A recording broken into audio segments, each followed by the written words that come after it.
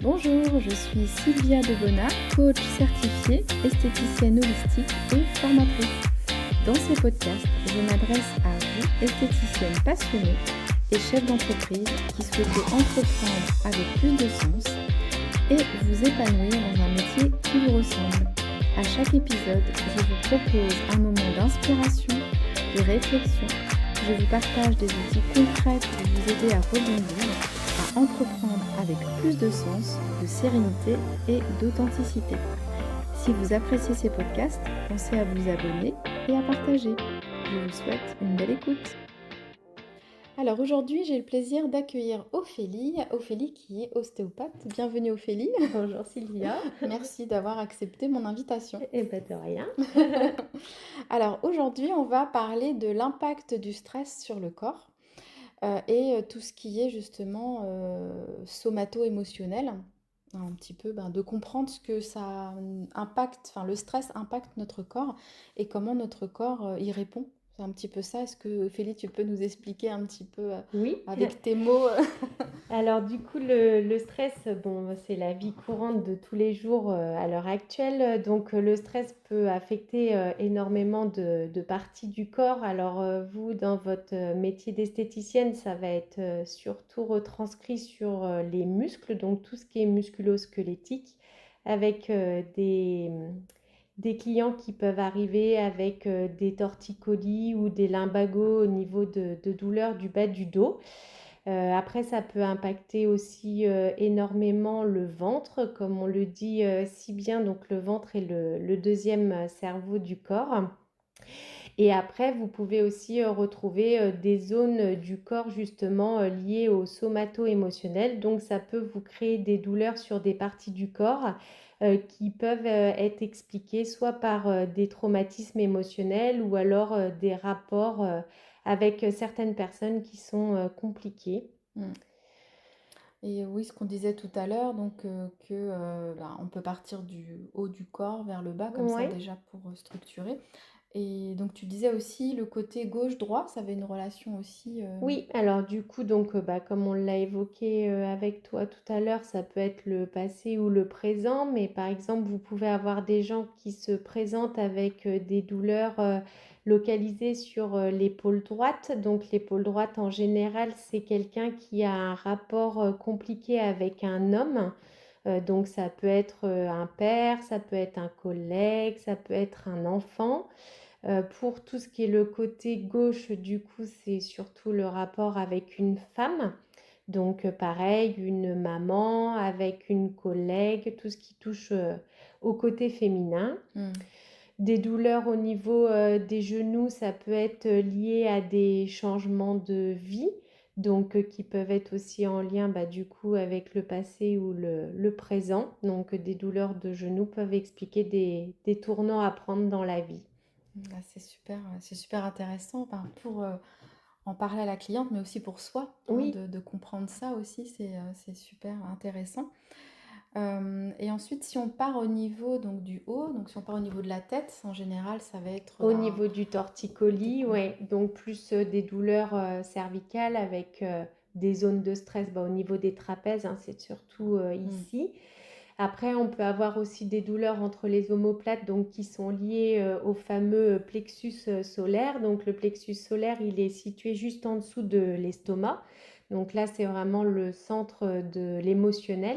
Donc l'estomac, juste pour qu'elle se situe, si elles ne savent C'est pas vraiment, oui, en dessous de la cage thoracique sur le au tendon niveau des central côtes. au Mm. niveau des côtes, juste en dessous de la poitrine chez la femme avec les seins.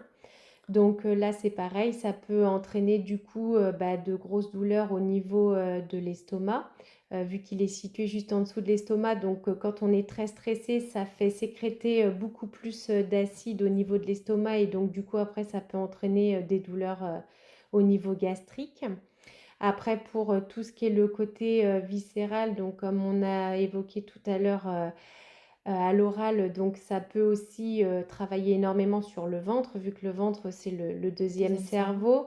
Donc on peut avoir des épisodes de diarrhée, mais aussi de constipation. Chaque personne réagit différemment à l'hyperstimulation liée au stress.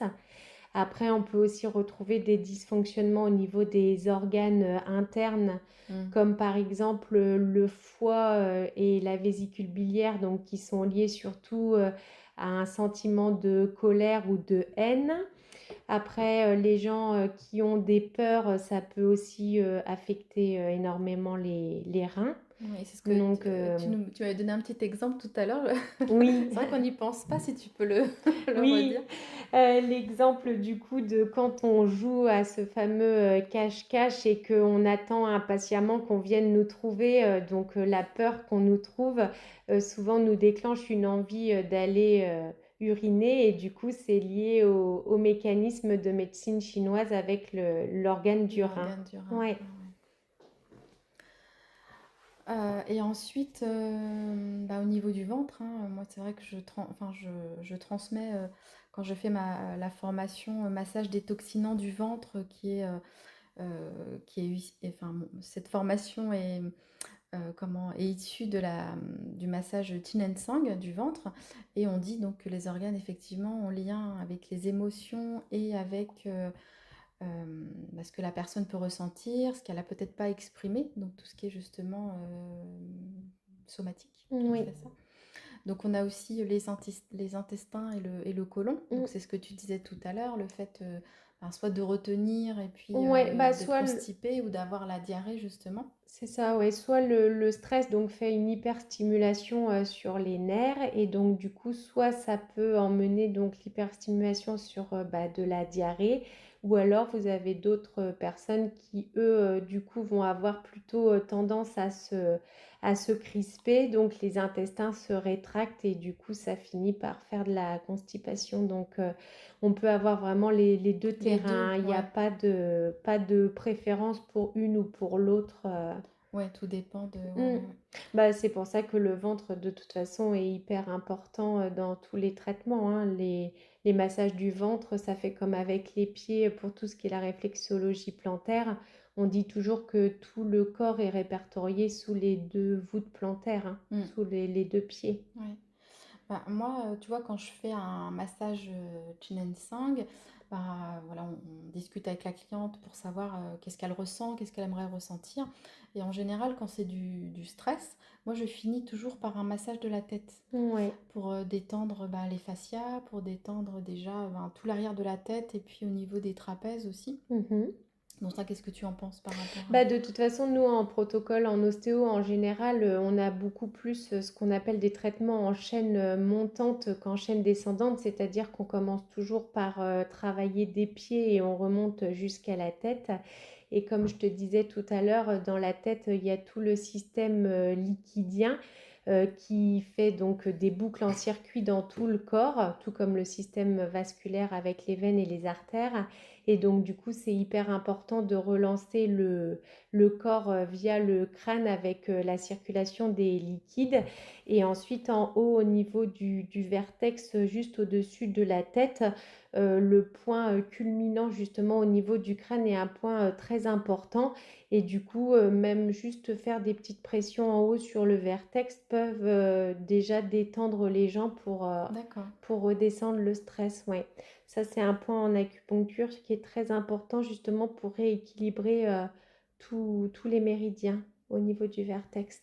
Donc, du coup, de finir par le crâne, c'est ce qui réharmonise le mieux le corps dans son Dans ensemble. son Ouais, ensemble. pour refaire circuler du coup toute l'énergie. Mm. Vu qu'on parle justement de la tête, et quand on est stressé, quand ça nous prend justement la tête, et il peut y avoir soit des burn-out, des dépressions. Oui, et ben, donc oui, vraiment le dernier stade d'un surmenage de stress trop important, bien sûr, peut conduire donc au fameux burn-out ou alors la dépression. Donc le burn-out, c'est surtout des stress qui sont quand même assez présents. Enfin, c'est pas du traumatisme ancien, c'est Mm. surtout un surmenage soit dans la famille, dans le couple ou alors tout ce qui est vie professionnelle avec beaucoup d'heures, beaucoup d'attentes des supérieurs. Après tout ce qui est dépression, c'est un peu plus une dépression est quand même marquée plus sur le passé. On va être beaucoup sur des traumatismes anciens, des choses, accumulées et du coup, qui peuvent même être liées, sur des traumatismes de l'enfance, que l'on n'a pas forcément conscience.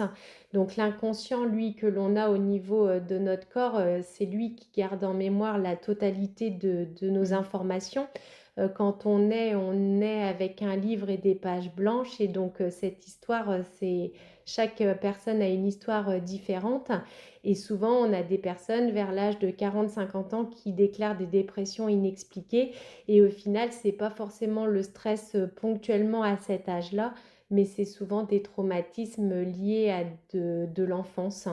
Mmh. Donc du coup, parfois, c'est des gens qui ont des dépressions qui sont longues, effectivement, parce que, bah, du coup, c'est difficile de mettre le doigt sur ce qui ne va pas, Ne va étant pas. donné que Mmh. c'est des choses qui sont pas, qu'on ne garde pas en mémoire, en tant qu'adulte. Mmh. Donc oui, le stress peut conduire jusqu'à la dépression, hein. Dépression, ouais. Mmh. Et puis on disait tout à l'heure aussi que ben il y a des clientes qui vont avoir besoin d'extérioriser, de parler. Donc bien sûr, quand elles ont besoin, elles vont voir un psychologue. Mais des fois, en venant vous voir, quand elles viennent se faire masser, elles ont besoin tout simplement d'écoute, pas de Mmh. conseils, mais juste d'écouter, d'avoir une oreille qui puisse, ça fait du bien en fait d'extérioriser. Et puis d'autres, ben, au contraire, elles n'auront pas besoin de parler, mais juste voilà, d'être là et puis qu'on s'occupe d'elles et qu'on puisse détendre ce corps qui est assez tendu. Ouais, bah, c'est ça le plus important en fait, c'est de réussir à cerner le plus rapidement possible l'attente de chaque client ou cliente. C'est de voir est-ce que c'est quelqu'un qui va avoir besoin de beaucoup parler en même temps que vous faites les soins ou alors est-ce que c'est quelqu'un qui a besoin d'un silence, de fermer les yeux et puis juste le toucher, le massage qui va vraiment faire que la personne va se détendre le plus possible pour se vider, ouais. Mm. Et comme ben, je pense qu'en ostéopathie, c'est pareil, enfin, c'est ce que ça me parle en tout cas, c'est que ben, quand une personne est stressée et enfin, qu'elle doit se relâcher, ça va être plutôt quelque chose de doux, pas trop rapide, pas trop actif, pas trop profond, peut-être plus en douceur. Ouais, il faut surtout que le corps, lâche, doucement, sinon ça peut faire des décompensations. Justement, nous, en ostéopathie, parfois, on va retrouver des vertèbres de bloquées, mais qu'on ne débloque pas, qu'on laisse, en l'état parce que du coup, ça peut engendrer ce qu'on appelle donc une décompensation. C'est-à-dire que, bah, de vouloir remettre, trop droit la personne, c'est pas ça qui va faire qu'elle sera, soulagée. Il faut aussi respecter bah, tous les ancrages du corps et les choses qui sont à laisser telles quelles, hein. Mm. Donc c'est pour ça aussi peut-être dans les massages, nous on le voit de temps en temps, c'est vrai que le fait des fois de masser bah, toutes les zones, ça peut engendrer bah, des décompensations, c'est-à-dire que la personne, ça l'a trop détendue d'un seul coup, et du coup ça peut après derrière faire l'effet boomerang et du coup recréer un torticolis ou un lumbago avec les muscles qui se recontractent en réflexe. D'accord, donc ce que tu conseilles, c'est quand il y a une personne qui est trop tendue, de commencer Faut par y aller tout tranquillement, tranquillement. ouais. Et puis surtout cerner en fait ce que la personne a besoin le plus rapidement possible. Mm. Et comment tu fais pour savoir Bah ça après c'est beaucoup avec l'expérience, réussir bah, surtout si c'est des gens qu'on voit quand même assez souvent, on commence à connaître forcément ses clients. Après c'est sûr que souvent c'est les premiers rendez-vous qui sont les plus compliqués parce que bah il faut déjà apprendre à connaître la personne, mais du coup il faut essayer de voir si c'est une personne qui veut parler en même temps qu'il y a le soin ou alors si c'est quelqu'un où il faut respecter plus le silence. le silence, Mmh. oui. Et puis après, on peut adapter, comme tu disais, si ça fait trop de relaxation d'un coup le corps Mmh. entier, on peut tout à fait faire des massages crâniens uniquement ou des Voilà. mains. Déjà de commencer tout en douceur et de voir comment la personne elle a apprécié et qu'est-ce que Oui, ça bah, lui... puis il y a des gens qui vont préférer qu'on leur touche plus les pieds, il y a des gens qui supportent pas qu'on touche la tête, d'autres gens qui supportent pas qu'on touche le ventre. Donc c'est pour ça que c'est important bah, de Mm. cerner vite la personne que l'on a en face de nous et même le plus facilement possible, enfin de demander clairement à la personne si ça la dérange qu'on touche cette partie du corps-là pour que du coup, si on touche une partie qu'elle déteste ou qu'elle n'aime pas forcément, qu'elle ne se recontracte pas justement trop vite en réflexe. Mm. Oui, donc pour conclure, on va dire, je dirais que c'est vraiment d'être à l'écoute aussi bien du client, mais d'être à l'écoute aussi de soi, de son corps, ce qui nous parle, ce qui nous dit, de se dire, ben, si j'ai mal à cet endroit-là aussi, de se dire, ben, qu'est-ce que ça signifie pour moi, qu'est-ce que ça peut vouloir dire pour se mettre en conscience, conscientiser. Et c'est vraiment important d'être à l'écoute de ses émotions et de pas, j'ai envie de dire, voilà, qu'on dit gérer les émotions, mais en fait on les gère pas, on les écoute, Mm. hein, de les exprimer et voilà, de les exprimer à soi ou à quelqu'un ou de l'écrire, peu importe, mais d'en prendre conscience surtout. Oui, et puis aussi, je pense que bon, le stress, malheureusement, c'est un sujet de la vie courante, hein. On Mm. est tous stressés à regarder à quelle heure on arrive, on va être en retard. Si on est 5 minutes en retard, on n'est pas reçu au rendez-vous. Après, ce qui est aussi important pour la cliente ou le client, c'est de voir à quel niveau de stress ils sont. Ah oui, oui, oui. Parce que vous avez aussi, chaque personne gère le stress différemment. C'est comme l'échelle de la douleur. Oui. Chaque personne ressent les douleurs avec une échelle différente. Donc vous avez des gens, juste le fait de ne pas réussir à se garer pour venir au rendez-vous vont être stressés toute la journée. Alors que vous avez des gens, il faut en arriver à des gros traumatismes pour que ça déclenche le stress. Oui, c'est Le vrai. problème, c'est que le stress, c'est quand même un mot qui est assez global. Tout le monde se dit stressé, mais il faut aussi réussir à juger quel niveau de stress a la personne. Elle Ouais. vit, oui, puis surtout, oui, comme les niveaux de stress, ça dépend ce qu'on a vécu dans la vie, comme tu disais, Mm. ben, selon ce qu'on a vécu dans la vie, il y a des personnes, une petite chose va les stresser, et puis d'autres, il leur faut pas mal de choses, parce C'est que voilà, ça. ils ont, puis ça dépend de l'âge, enfin, ça dépend de plein Il y a de facteurs. énormément de facteurs Mm. qui rentrent en jeu. Il y a aussi la fatigue, est-ce qu'on dort bien? Enfin, il y a énormément de Exactement. choses Mm. qui font qu'on emmagasine plus ou moins bien les situations de stress. Et oui, comme tu disais, chaque personne, il y en a avec un petit grain de sable, elles vont être stressées pendant une semaine. Et puis d'autres personnes où il va falloir un accident de voiture ou un énorme traumatisme pour commencer à les stresser. Mm. Ouais, c'est vrai. C'est pour ça que c'est très compliqué de cerner le mot stress de nos jours. De nos jours, oui. Ouais. C'est pour ça qu'il faut écouter, Ouais. faire un petit bilan, discuter avec la personne pour mieux pouvoir l'accompagner et puis voilà, l'aider à se sentir mieux. Merci Ophélie. Et de rien, merci Sylvia, c'est gentil. Merci d'avoir écouté cet épisode. Avant de partir, abonnez-vous pour recevoir les prochains épisodes et partagez pour que cela puisse servir à d'autres personnes. Je vous remercie et vous dis à très vite.